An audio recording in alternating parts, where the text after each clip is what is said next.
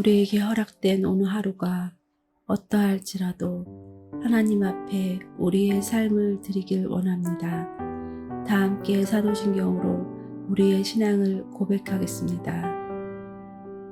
전능하사 천지를 만드신 하나님 아버지를 내가 믿사오며 그 외아들 우리 주 예수 그리스도를 믿사오니 이는 성령으로 잉태하사 동정녀 마리아에게 나시고 본디오 빌라도에게 고난을 받으사 십자가에 못 박혀 죽으시고 장사한 지 사흘 만에 죽은 자 가운데서 다시 살아나시며 하늘에 오르사 전능하신 하나님 우편에 앉아 계시다가 저리로서 산자와 죽은 자를 심판하러 오시리라. 성령을 믿사오며 거룩한 공예와 성도가 서로 교통하는 것과 죄를 사해 주시는 것과 몸이 다시 사는 것과 영원히 사는 것을 믿사옵나이다. 아멘.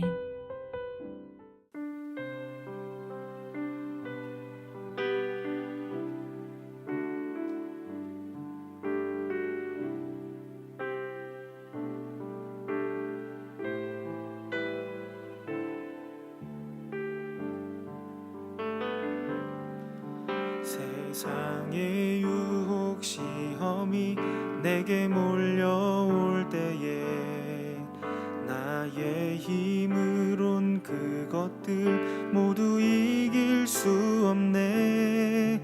거대한 폭풍 가운데 위축된 나의 영혼 어찌할 바를 몰라 헤매이고 있을 때 주를 찬양 손을 들고 찬양 전쟁은 나에게 속한 것 아니니 주를 찬양 손을 들고 찬양 전쟁은 하나님께 속한 것이니 거짓과 속임수로 가득 찬 세상에서 어디로 갈지 몰라 머뭇거리고 있네. 공중의 권세 잡은 자 지금도 우리들을 실패와 절망으로 넘어뜨리려 하네. 주를 찬양 손을 들고 찬양 전쟁은 나에게 속한 것 아니니 주를 찬양 손을 들고 찬양 전쟁은 하나님께 속한 것이니 주위를 둘러보면 아무도 없는 듯 믿음의 눈을 들면 보이는 분 계시네. 지금도 내 안에서 역사하고 계시는 사망과 어둠의 권세 물리치신 예수님 주를 찬양 손을 들고 찬양 전쟁은 나에게 속한 것 아니니 주를 찬양 손을 들고 찬양 전쟁은 하나님께 속한 것이니.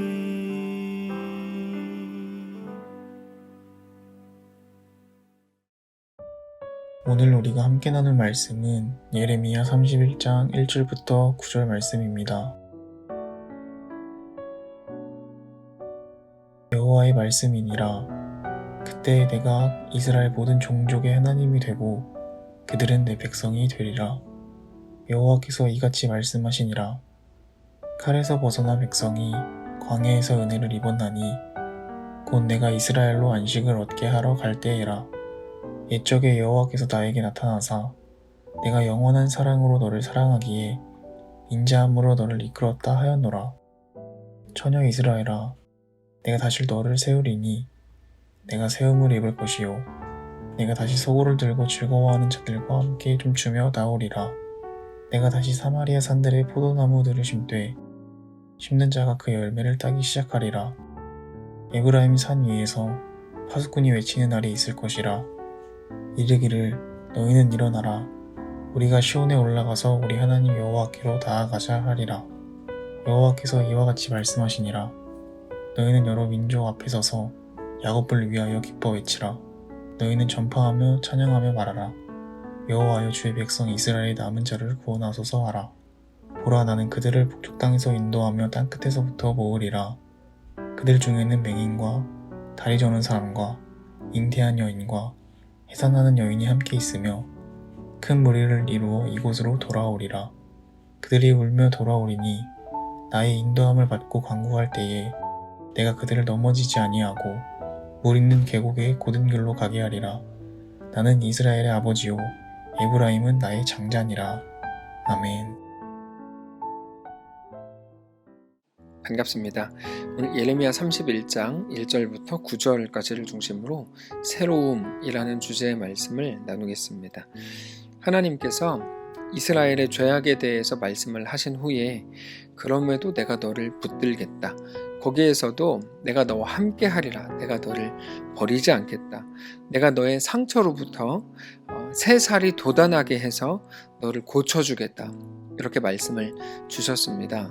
그리고 나서 오늘 31장에 와서도 계속해서 이어서 하나님의 붙드심에 대해서 말씀을 주십니다.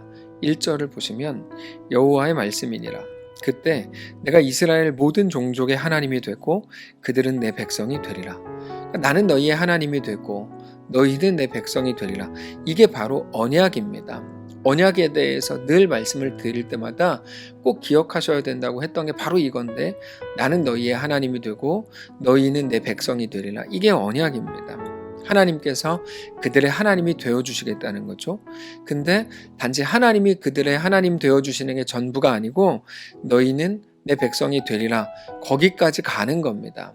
결국 그 언약이 성취되어가는 모든 과정이 우리의 인생이고 신앙이라고 할 수 있는 거죠. 근데 많은 사람들이 오해하는 부분이 바로 이 부분입니다. 어떤 사람들은 나는 너희의 하나님이 되고 거기에만 집중을 합니다. 그래서 자기들에게 어떤 어려움이 오고 고통이 오면 금방 실망하고 하나님을 원망합니다. 하나님에게서 돌아서는 거죠. 왜 하나님이 하나님의 역할을 못하냐, 이렇게 생각을 하는 겁니다.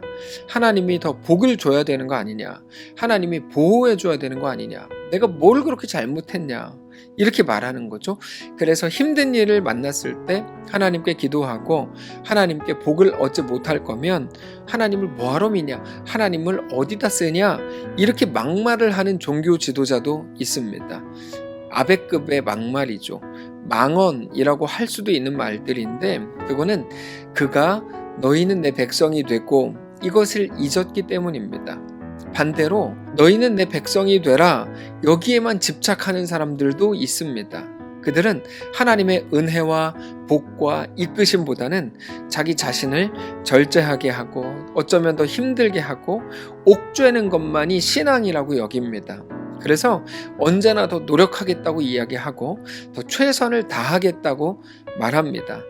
하나님께 그렇게 인정을 받고 칭찬받을 만한 어떤 모습을 보여드리는 것만이 자기가 더 신앙생활을 잘하는 거라고 생각을 하는 겁니다.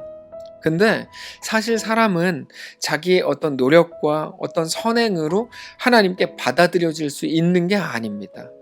하나님은 우리 어떤 연약함 속에서도 우리를 사랑하시고 우리와 함께 하시기로 작정하셨습니다. 연약함뿐 아니라 우리가 하나님과 원수 되었을 때조차 하나님을 알지도 못할 때 그때 하나님은 우리를 받으시고 부르시기로 작정하셨다고 로마서에서 말씀을 하십니다. 그게 하나님이 우리에게 말씀하시는 나는 너희의 하나님이 되고입니다. 자, 하나님께서 오늘 본문을 통해서 너희가 너희의 죄악으로 인해서 고통을 당하게 되겠지만 그러나 그것들이 너희를 삼킬 수 없다. 내가 너희를 붙들어 주기 때문이다. 이렇게 말씀을 하시면서 이 모든 과정을 통해서 하나님과 이스라엘이 원래 있어야 되는 그 자리, 원래의 관계, 언약 관계로 다시 세워지게 될 것임을 분명하게 말씀을 주십니다. 그래서 예전 이야기 하시죠. 예전 이야기라는 것은 출애굽 때의 이야기인데요. 2절부터 보시면 여호와께서 이같이 말씀하시니라. 칼에서 벗어난 백성이 광야에서 은혜를 입었나니 내가 곧 이스라엘로 안식을 얻게 하러 갈 때에라. 옛적에 여호와께서 나에게 나타나사 내가 영원한 사랑으로 너를 사랑하기에 인자함으로 너를 이끌었다 하였노라. 이스라엘 백성들이 출애굽을 한 이후에 곧바로 가나안으로 갈 수 있었거든요. 근데 곧바로 가나안으로 가지 못하고 광야에서 40년 동안 지내야만 했던 이유는 바로 그들의 죄악 때문이었습니다. 그러나 그들의 죄악으로 인해 겪게 된 광야의 삶이었음에도 불구하고 그 삶을 가장 안전하고 선하게 붙드시고 이끄신 분은 하나님이셨습니다. 오늘 본문에서 그것을 이야기하면서 이번에도 그럴 것이다 라고 말씀을 주시는 겁니다. 그게 4절 이하입니다. 처녀 이스라엘아, 내가 다시 너를 세우리니 너가 세움을 입을 것이요 너가 다시 소고를 들고 즐거워하는 자들과 함께 춤추며 나오리라. 너가 다시 사마리아 산들의 포도나무들을 심되 심는 자가 그 열매를 따기 시작하리라. 에브라임 산 위에서 파수꾼이 외치는 날이 있을 것이라. 이르기를 너희는 일어나라. 우리가 시온에 올라가서 우리 하나님 여호와께로 나아가자 하리라. 여호와께서 이와 같이 말씀하시니라. 너희는 여러 민족 앞에 서서 야곱을 위하여 기뻐 외치라. 너희는 전파하며 찬양하며 말하라. 여호와께서 주의 백성 이스라엘의 남은 자를 구원하소서 하라. 보라, 나는 그들을 북쪽 땅에서 인도하며 땅끝에서부터 모으리라. 그들 중에는 맹인과 다리 저는 사람과 잉태한 여인과 해산하는 여인이 함께 있으며 큰 무리를 이루어 이곳으로 돌아오리라. 그들이 울며 돌아오리니 나의 인도함을 받고 간구할 때 내가 그들을 넘어지지 아니하고 물 있는 계곡에 곧은 길로 가게 하리라. 나는 이스라엘의 아버지요 에브라임은 나의 장자니라. 여러분, 정말 놀라운 소망의 말씀을 주시는 겁니다. 근데 하나님의 말씀은 단지 이번에만 또 한번 다시 기회를 줄게. 너 한번 다시 잘 살아봐. 내가 이번에 네가 또 잘하면 용서를 한번 해줄게. 이런 게 아닙니다. 하나님이 우리의 영혼을 그렇게 바꾸셨고 완전히 바꾸셨고 그렇게 우리의 운명이 이제 세상이 주는 위협과 두려움 속에 갇힌 운명이 아니라 오직 하나님께 속하게 된 운명이다 이렇게 말씀을 하시는 겁니다. 이제는 무엇을 해도 소망 없음, 무엇을 해도 무너짐, 무엇을 해도 멸망과 절망과 죽음이 전부였던 것이 우리의 삶이었는데 바꾸셨다는 거죠. 이제는 예수 안에서 우리 운명을 바꾸셨다는 겁니다. 그래서 단지 내가 무엇을 더 잘해야 기회가 생기고 하나님의 백성이 될 수 있는 자격이 주어지는 게 아니고 하나님은 예수의 피로 우리의 죄를 이미 씻으셨고 여기에서 이미가 중요합니다. 이미 씻으셨고 이미 완성하신 거예요. 이미 씻으셨고 그러나 아직 완성되지 않은, 여기서 말하는 완성되지 않았다는 것은 하나님의 계획이 바뀔 수 있다는 말이 아니라 우리가 신앙으로 우리 인생 여정을 가야만 되는, 오늘 걸어야 된다는 의미에서의 아직이라는 말을 쓰는데 그래서 우리의 삶은 이미와 아직 사이에 있는 거죠. 이미는 하나님께서 시작하시고 완성을 선언하신 것이고 아직이라는 것은 우리가 오늘을 살고 있다는 의미입니다. 그 삶이 우리의 삶이라는 거죠. 예수님의 부활의 첫 열매가 되셔서 우리의 삶이 그렇게 영원히 부활하는 새로운 운명을 가지게 되었다. 이게 복음입니다. 우리의 삶은 하나님이 약속하신 복음으로 꽉 차 있는 삶이 된 겁니다. 그게 하나님이 약속하신 우리의 운명입니다. 오늘 본문에 나오는 모든 말씀들을 우리에게 대한 하나님의 약속으로 받으실 수 있기를 바랍니다. 하나님께서 우리를 그렇게 붙드실 것을 믿으시기 바랍니다. 우리가 이제 예수 안에서 완전히 새로운 운명을 가지게 됐고 우리가 만들어낼 수 없는 놀라운 생명을 갖게 되었음을 믿으시기 바랍니다. 하나님이 약속하셨고 예수 안에서 완성하신 그 놀라운 새로움이 오늘 우리의 삶을 더 감격하게 하고 더 소망하게 하고 더 놀라게 하고 또 그렇게 벅찬 우리의 오늘의 삶이시기를 바랍니다. 한번 기도하겠습니다. 살아계신 하나님, 오늘 이 말씀이 우리를 감격하게 하고 놀라게 하는 말씀인 것을 믿습니다. 여전히 현실은 암흑 그 자체이지만 그 속에서 주님을 믿음으로 바라보며 하나님 우리에게 허락하신 놀라운 약속을 믿음으로 바라보는 귀한 오늘의 삶이 되도록 축복하시옵소서. 감사드리며 살아계신 예수님의 이름으로 기도합니다. 아멘. 사랑하는 성도 여러분, 하나님께서 오늘 하루를 우리에게 허락하셨습니다. 믿음으로 살게 되시기를 바라고 하나님 앞에 온전히 굳건하게 세워지는 귀한 우리의 날들 되시기를 축복합니다.